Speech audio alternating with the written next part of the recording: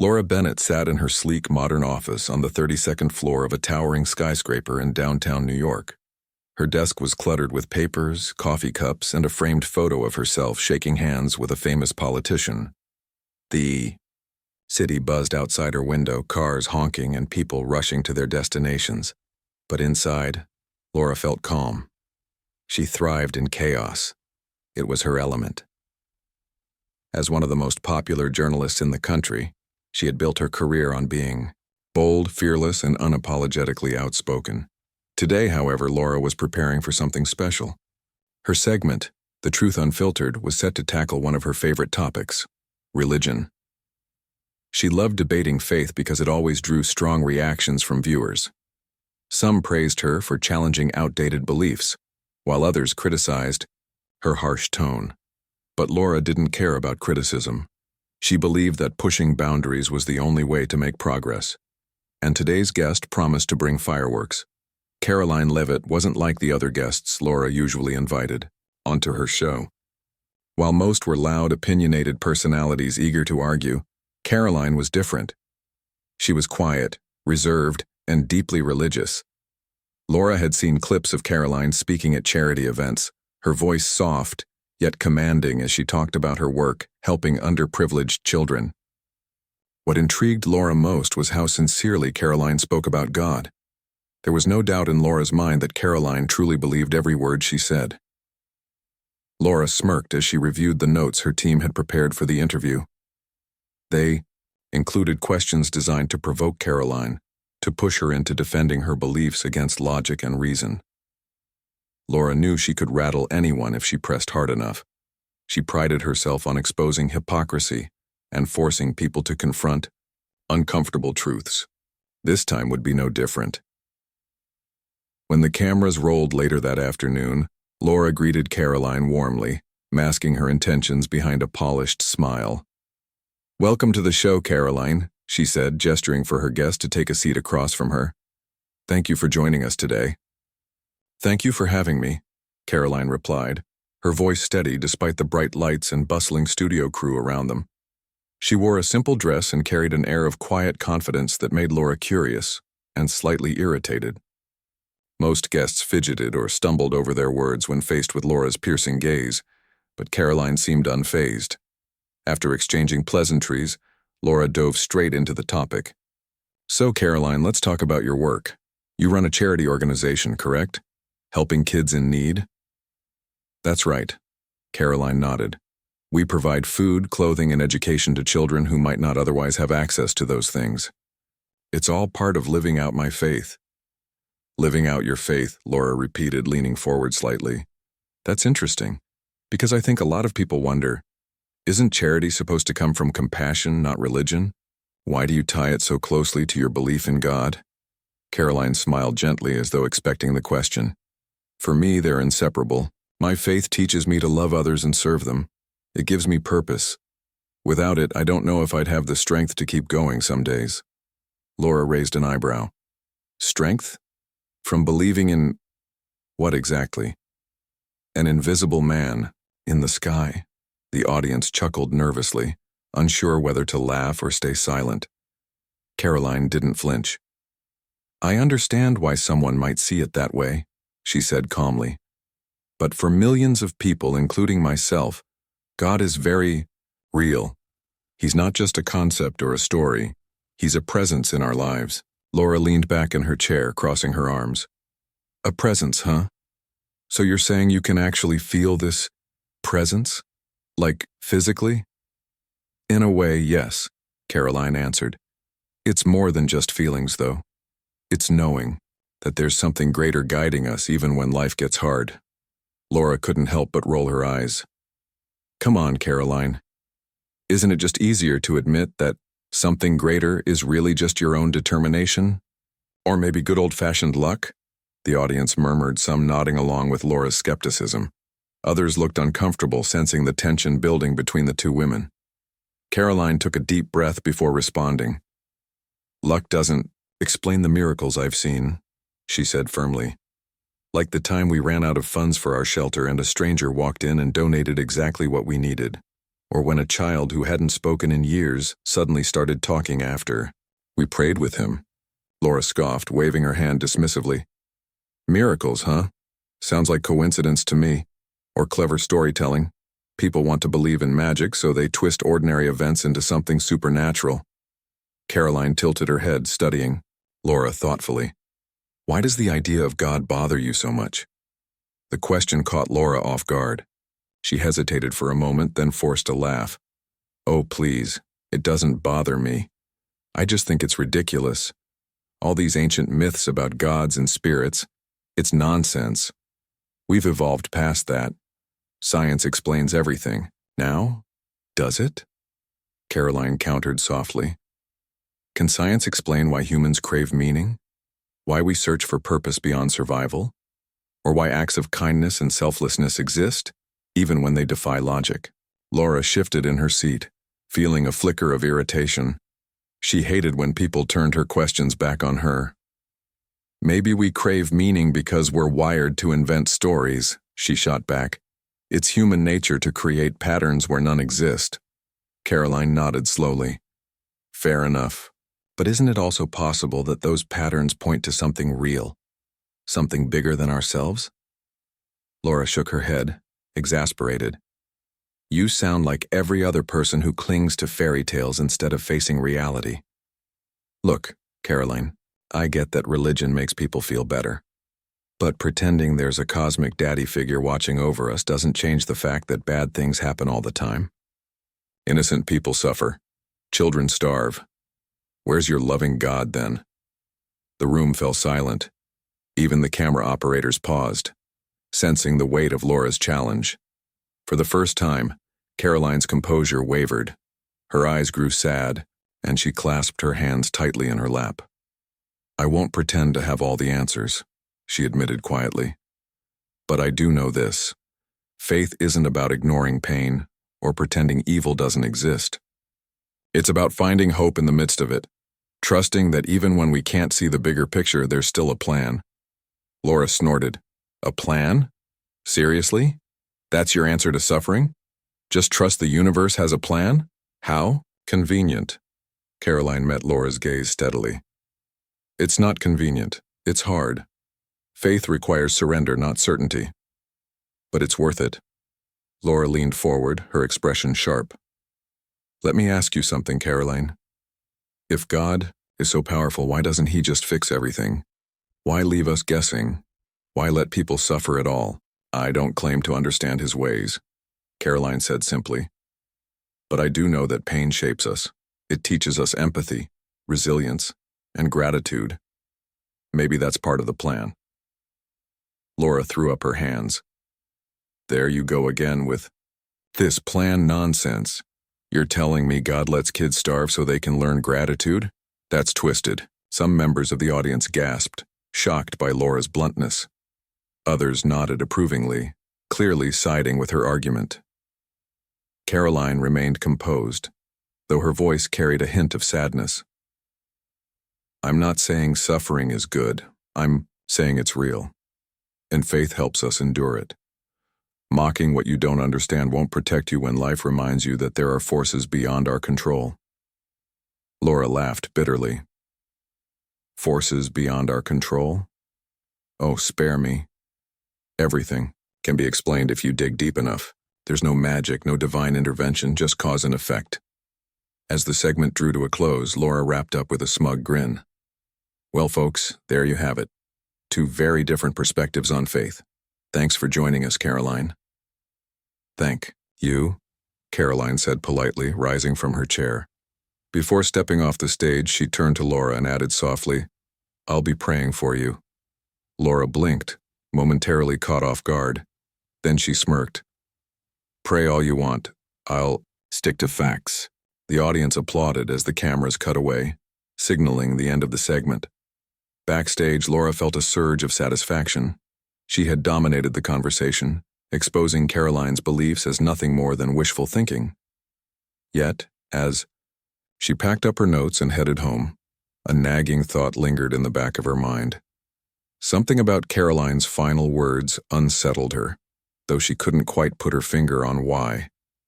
Little did Laura know, her life was about to take a turn she never saw coming. The days following the heated exchange with Karoline Leavitt seemed to fly by for Laura Bennett. Her bold performance on The Truth Unfiltered earned her a wave of attention, both positive and negative. Social media lit up with comments from fans praising her sharp wit and others accusing her of being disrespectful toward someone's deeply held beliefs. But Laura didn't care about the backlash. She thrived on controversy, knowing that every argument she sparked only added fuel to her rising fame. Things were going well in other areas of her life too. A major publishing house offered her a lucrative deal to write a book titled Reason Over Religion, which would expand on her arguments against faith. Laura signed the contract without hesitation, already envisioning herself as a best-selling author. At the same time, she moved into a luxurious penthouse overlooking Central Park. The apartment had floor-to-ceiling windows, marble countertops, and a state-of-the-art kitchen she rarely used. It was everything she had ever dreamed of, a testament to how far she'd come. On top of all this, Laura started dating Jake Monroe, a charming lawyer she met at a networking event. Jake was tall, handsome, and intelligent, with a warm smile that made him instantly likable.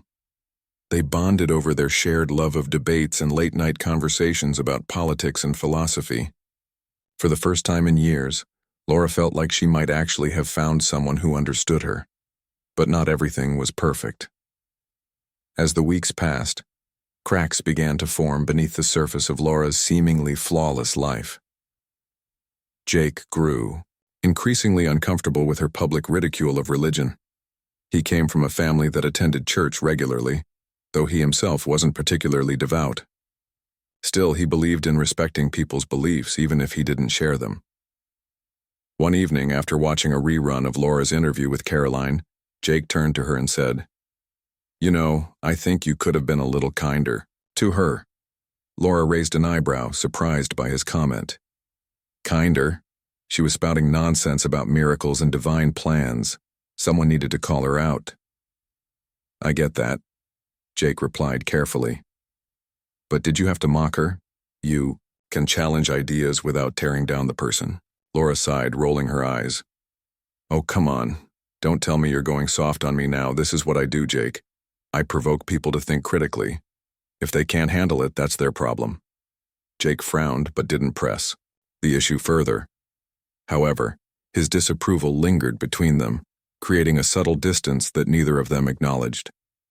Meanwhile, strange things began happening in Laura's penthouse. At first, they were minor annoyances. Her phone would randomly shut off mid-call, or the Wi-Fi connection would drop unexpectedly. She chalked it up to technical glitches and called tech support, but nothing seemed to fix the issues. Then came the flickering lights. No matter how many times she replaced the bulbs or reset the circuit breaker, the lights in her living room continued to dim and brighten unpredictably. Laura tried to ignore these occurrences, telling herself she was simply tired from her busy schedule. But one night, as she lay in bed staring at the ceiling, she felt an eerie sensation creep over her. It was as though someone or something was watching her. She sat up abruptly, scanning the darkened room but saw nothing out of place. Still, the feeling persisted, making her skin crawl. The next morning, Laura woke up groggy and irritable. She poured herself a cup of coffee and opened her laptop to check emails, hoping to distract herself from the unsettling thoughts swirling in her mind. That's when she noticed something odd on her desk, a plain white envelope with no stamp or return address. Puzzled, she picked it up and opened it. Inside was a single sheet of paper with a handwritten message. "You've been warned. Seek truth before it finds you." Laura stared at the note, her heart pounding. Who would leave this and why? The handwriting was neat and deliberate, giving no clues about its origin. She glanced around her apartment, half expecting to see someone lurking in the shadows. But she was alone. Her first instinct was to dismiss it as a prank, a disgruntled viewer trying to scare her. After all, she had received plenty of hate mail over the years. Yet something about this note felt different. It wasn't angry or threatening. Instead, it carried an air of quiet authority that unnerved her. Determined not to let it bother her, Laura tucked the note into a drawer and went about her day. But as the hours passed, the words echoed in her mind. Seek truth before it finds you. What did that even mean? Was it a warning? A threat? Or just another attempt to rattle her? That night, the disturbances escalated. As Laura prepared for bed, she heard faint whispers coming from the corner of her bedroom. At first, she thought it was her imagination playing tricks on her, but the whispers grew louder, overlapping each other until they formed a single word. Repent. Laura froze, her blood running cold. Who's there? She demanded, her voice trembling despite her effort to sound brave. The whispers stopped, abruptly, leaving an oppressive silence in their wake. Unable to shake the fear gripping her chest, Laura grabbed her phone and called Jake. He answered on the second ring, his tone concerned. Hey, are you okay? You sound shaken. I'm fine, she lied, pacing back and forth in her bedroom. I need you to come over. Something weird is going on. Jake hesitated. Weird how? I don't know, Laura admitted, lowering her voice. Things keep breaking, the lights are flickering, and I swear I heard voices tonight. Please, Jake, I need someone here. Reluctantly, he agreed to come over. When he arrived 20 minutes later, Laura filled him in on everything. The mysterious note, the flickering lights, the whispers. To her relief, he listened patiently, though his expression grew increasingly uneasy. You should probably call a priest or something, Jake suggested finally. Maybe get your place blessed. Laura laughed nervously. A priest, seriously? You think some holy water will fix my Wi-Fi problems? I'm just saying. Maybe there's something going on here that science can't explain, Jake replied, evenly. It wouldn't hurt to explore other options. Laura shook her head, unwilling to entertain the idea. No way. I'm not calling a priest. I'll figure this out myself. But as the night wore on, the strange occurrences continued. Objects began moving on their own. A pen rolling across her desk, a glass sliding off the counter, and the temperature in the apartment plummeted. Jake watched in stunned silence as the chaos unfolded around them. Finally, he stood up, visibly shaken. I think you need help, he said firmly. And I'm not talking about me. Find someone who knows about this stuff, someone spiritual. Laura wanted to argue, to insist she could handle whatever was happening. But deep down she knew he was right. Reluctantly, she nodded. Fine. If it'll make you feel better, I'll reach out to Karoline Leavitt. Jake raised an eyebrow. Karoline? The woman you mocked on TV? She's the only person I can think of who might take this seriously, Laura muttered. Besides, she practically invited herself into my life with that prayer nonsense. Though skeptical, Jake agreed to stay the night, keeping watch while Laura tried to sleep. But sleep eluded her. Every creak of the floorboards, every gust of wind outside her window, sent her pulse racing. By morning, she was exhausted but resolved. Whatever was happening in her apartment, she was determined to confront it head-on. After seeing Jake off, Laura pulled up Karoline's contact information and sent her a brief email explaining the situation. To her surprise, Karoline responded within minutes, inviting her to visit later that afternoon. Laura hesitated before accepting the invitation, unsure of what to expect. But one thing was certain. She couldn't face this alone anymore. As she prepared to leave her apartment, Laura caught a glimpse of her reflection in the hallway mirror. For a split second, she thought she saw something wrong with her face. Her features twisted into a grotesque grin. But when she blinked, the image vanished. Shaken, she grabbed her coat and hurried out the door, eager to escape the oppressive atmosphere of her home. Little did Laura know, her journey was only beginning. The events of the past few days were merely a prelude to something far greater, something that would force her to question everything she thought she knew about the world and herself. Laura Bennett stood outside Karoline Leavitt's modest home, her hands trembling slightly as she clutched the strap of her purse. The house was nothing like Laura's sleek penthouse, small, unassuming, and surrounded by a garden filled with blooming flowers. It looked peaceful, almost too serene for someone who claimed to believe in an all-powerful God. Laura couldn't help but feel out of place, standing there in her designer clothes and stilettos, while the world around her seemed so simple. She hesitated before knocking, unsure of what to expect. Would Karoline welcome her warmly, or would she use this moment to lecture Laura about her mockery of faith? Laura didn't know which option bothered her more. Finally, she mustered the courage to knock on the wooden door. A few seconds later, it opened, revealing Karoline's calm face. "Laura," Karoline said softly, stepping aside to let her in. "Thank you for coming." Laura nodded stiffly, stepping into the cozy living room. The air smelled faintly of lavender and sunlight streamed through lace curtains, casting soft patterns on the floor. There were no fancy decorations, just a worn couch, a coffee table stacked with books, and a small television tucked away in the corner. It felt like stepping into another world, one far removed from the chaos of New York City. Karoline gestured for Laura to sit, then poured 2 cups of tea. "I wasn't surprised to hear from you," she admitted, handing 1 cup to Laura. "After our last conversation, I prayed for you. I hoped you'd reach out if you ever needed help." Laura shifted uncomfortably in her seat. She hadn't expected such openness or kindness from Karoline.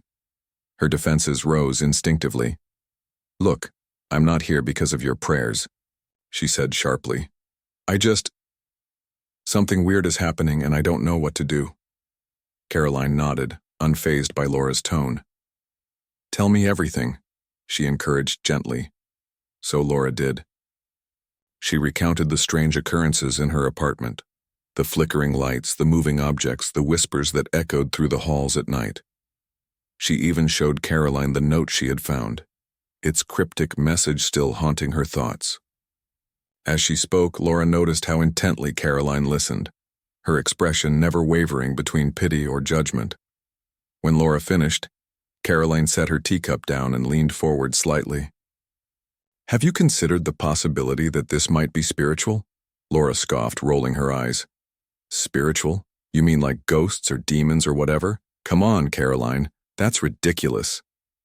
"I'm not talking about superstition," Karoline replied calmly.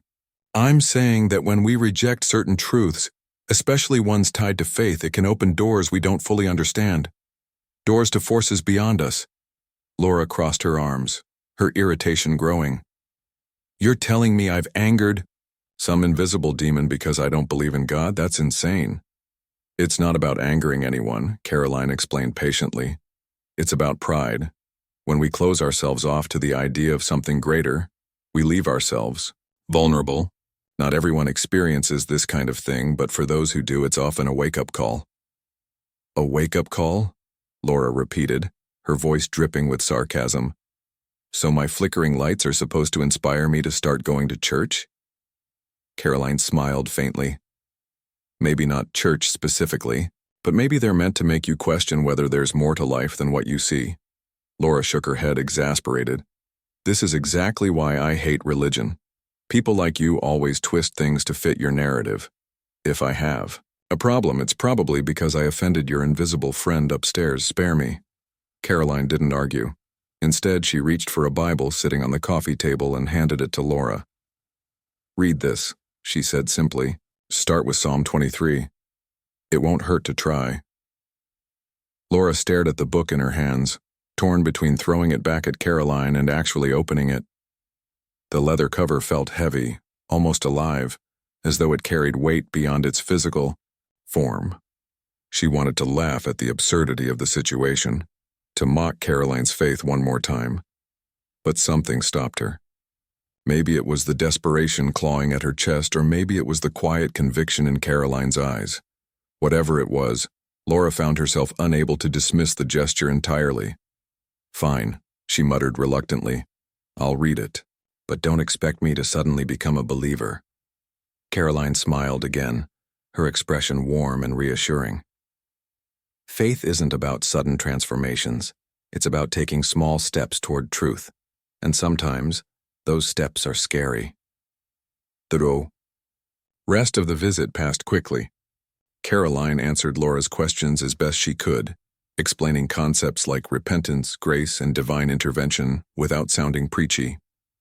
By the time Laura left, she felt both frustrated and oddly comforted. Frustrated because she still didn't believe any of it, and comforted because Karoline had treated her with genuine care instead of judgment.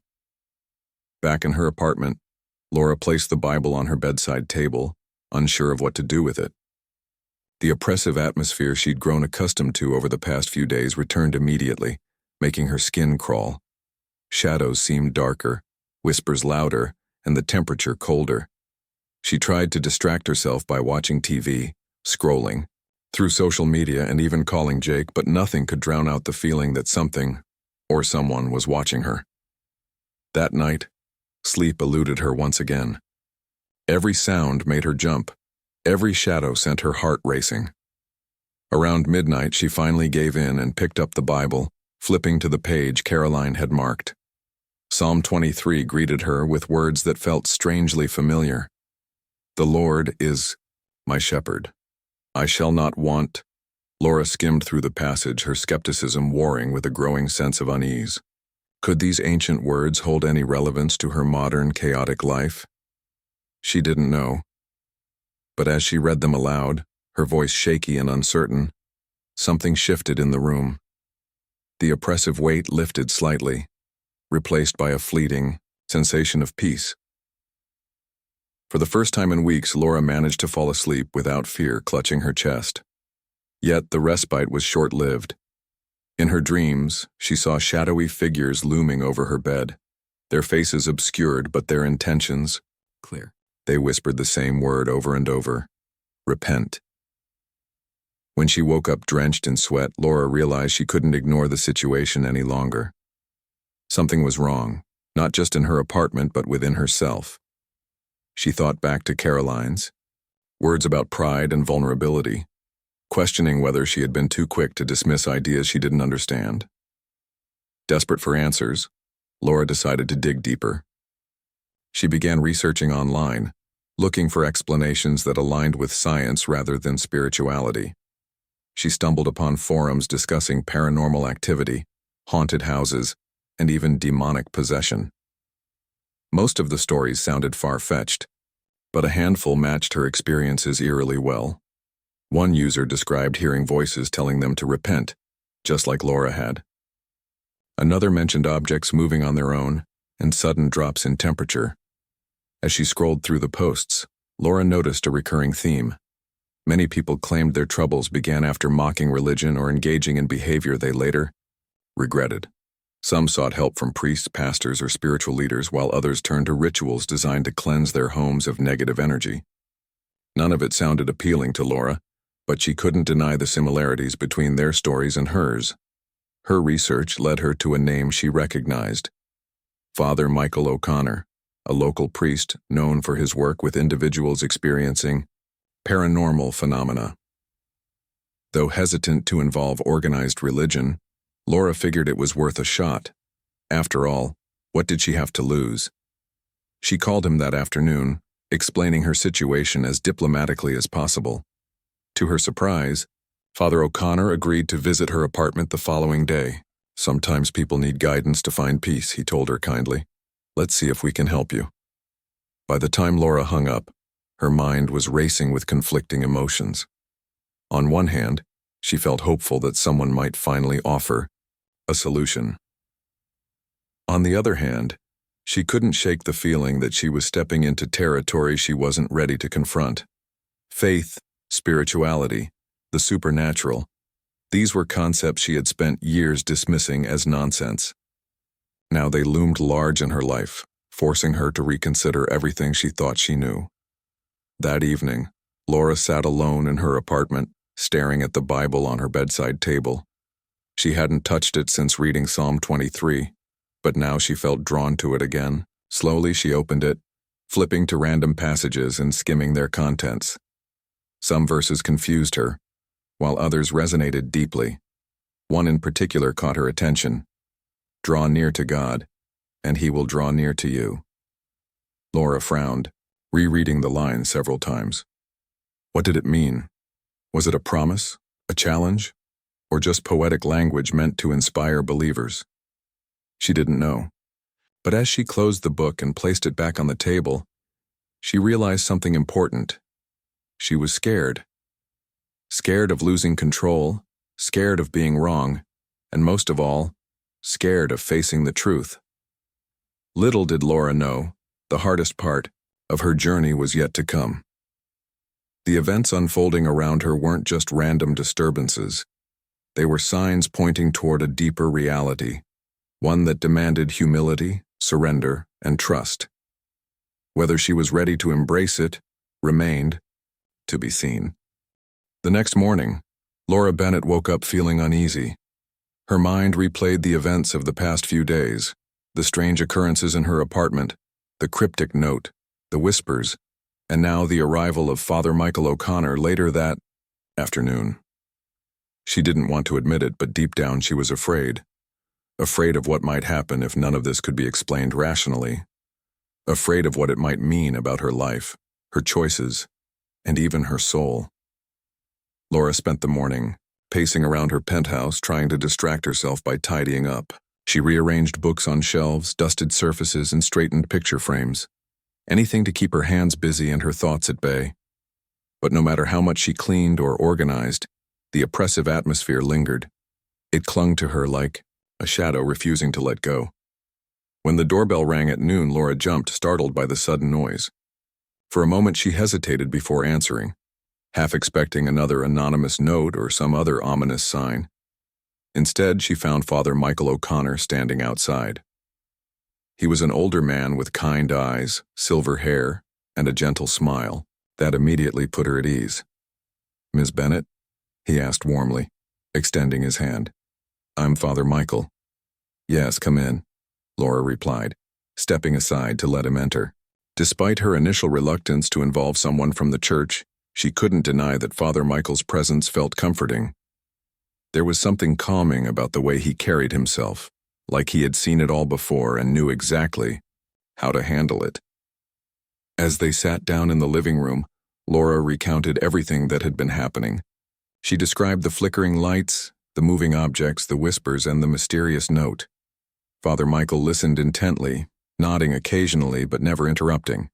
When she finished, he leaned forward slightly, his expression thoughtful. "It sounds like you're dealing with spiritual unrest," he said gently. "These kinds of disturbances often occur when there's a disruption, a conflict between forces we can't always see." Laura raised an eyebrow, skeptical as usual. "Forces? You mean like ghosts or demons?" Father Michael nodded. "In some cases, yes. But it's not always malicious entities causing these things. Sometimes it's unresolved emotions, negative energy, or even personal struggles manifesting in physical ways." Laura frowned, unsure of how to respond. She wanted to dismiss his explanation as superstition, but part of her couldn't ignore the truth in his words. Everything he said aligned eerily well with what she had experienced and what others online had described. "What do I do?" she asked finally, her voice quieter than she intended. "How do I make it stop?" Father Michael smiled reassuringly. "First, we need to cleanse your space. That means prayer, blessings, and possibly removing any objects that might be amplifying the negativity." "Amplifying?" Laura repeated, confused. "What objects?" "Anything tied to anger, fear, or pride," Father Michael explained. "Symbols, artifacts, even memories that weigh heavily on your heart. Negative energy feeds off those things." Laura thought back to the Bible Karoline had given her, still sitting untouched on her bedside table. Was that why the disturbances had eased slightly after she read Psalm 23? Could faith, or even just openness to it, really make a difference? They spent the next hour walking through the apartment, room by room. Father Michael prayed softly, sprinkling holy water and making the sign of the cross over windows, doors, and corners. Laura watched silently, torn between disbelief and hope. At one point, he paused in front of her bedroom mirror, studying it closely. "This mirror feels heavy," he murmured. "Have you noticed anything unusual near it?" Laura swallowed, hard, remembering the distorted reflection she'd seen days earlier. "Maybe," she admitted reluctantly. "I thought I saw something wrong with my face." Father Michael nodded knowingly. Mirrors can act as portals sometimes. Let's cover it for now. He draped a white cloth over the mirror, muttering a short prayer as he did so. The air seemed lighter afterward, though Laura wasn't sure if it was real or just her imagination. By the time they finished, the apartment felt different. Not completely normal, but less suffocating. Father Michael turned to Laura, his expression serious yet compassionate. "This is a start," he said, "but true peace requires more than rituals. It requires humility, surrender, and trust." Laura shifted uncomfortably. "Trust in what? God?" "If that's where your journey leads you, then yes," Father Michael replied. "But for now, focus on letting go of whatever walls you've built around yourself. Whether it's pride, fear, or doubt, those barriers only keep you trapped." His words stayed with Laura long after he left. She spent the rest of the day alone, reflecting on everything that had happened. The supernatural explanations still felt foreign to her, but she couldn't deny the changes she'd felt during Father Michael's visit. The oppressive weight that had haunted her for weeks seemed to have lifted, at least partially. That night, Laura decided to revisit the Bible Karoline had given her. She opened it to a random page and began reading, her eyes scanning the verses slowly. "Do not be anxious about anything, but in every situation, by prayer and petition, with thanksgiving, present your request to God." The words resonated deeply, striking a chord she hadn't realized existed. Anxiety, that's what she'd been feeling all along. Fear of losing control, fear of being wrong, fear of facing something bigger than herself. And now, here was a suggestion to release that fear, to trade it for trust. Laura closed the book, her mind racing. She thought about Karoline's quiet confidence, Father Michael's calm reassurance, and even Jake's concern. All of them had offered her the same message, albeit in different ways. Surrender. Let go. Trust. For the first time, Laura wondered if maybe, just maybe, they were right. The next morning, she woke up to sunlight streaming through her windows. The apartment felt peaceful, almost serene. No flickering lights, no whispers, no sense of being watched. It was as though the storm inside her home, and inside her heart, had finally begun to settle. Determined to take the next step, Laura reached out to Karoline again. This time, she didn't mock or challenge her beliefs. Instead, she thanked her for lending the Bible and asked if they could meet once more. Karoline agreed without hesitation, inviting Laura to join her at a small community center where she volunteered. When Laura arrived, she found Karoline surrounded by children laughing and playing. Their joy was infectious, filling the room with warmth and light. Watching them, Laura felt a pang of envy, not for their innocence, but for the simplicity of their faith. They believed so easily, without questioning or doubting. Karoline greeted her warmly, introducing her to the kids and explaining the charity's mission. As they worked together, serving meals and organizing activities, Laura began to see faith in action. It wasn't just words or rituals. It was kindness, compassion, and love made tangible. Later, as they sat together sipping coffee, Karoline turned to Laura with a gentle smile. "How are you doing?" she asked. Laura hesitated, searching for the right words. I think I'm starting to understand," she admitted quietly. "Not everything, but enough to know that I've been missing something important." Karoline nodded, her eyes filled with understanding. "Faith isn't about having all the answers," she said softly. "It's about trusting that there's a bigger picture, even when we can't see it." Laura looked down at her hands, realizing how tightly she had been holding on to control. Letting go wouldn't be easy, but for the first time she felt ready to try. That evening, as she stood in her apartment looking out at the city skyline, Laura whispered a single word into the silence. "Help." It wasn't loud or dramatic, but it carried a weight she hadn't expected. For the first time in years, she allowed herself to feel vulnerable, to acknowledge that she didn't have all the answers. And in that moment, something shifted inside her. The journey ahead wouldn't be simple. Faith wasn't a switch you flipped overnight. It was a path walked step by step, filled with questions, doubts, and moments of clarity.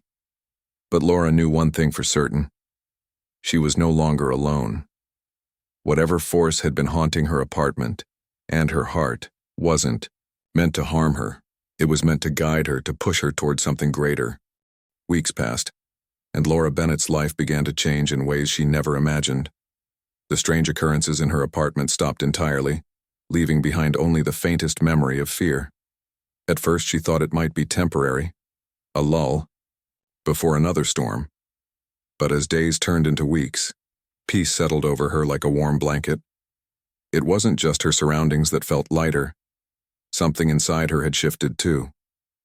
Laura continued reading the Bible Karoline had given her, slowly working through its pages. She didn't understand everything she read, but certain verses resonated deeply, speaking directly to her heart.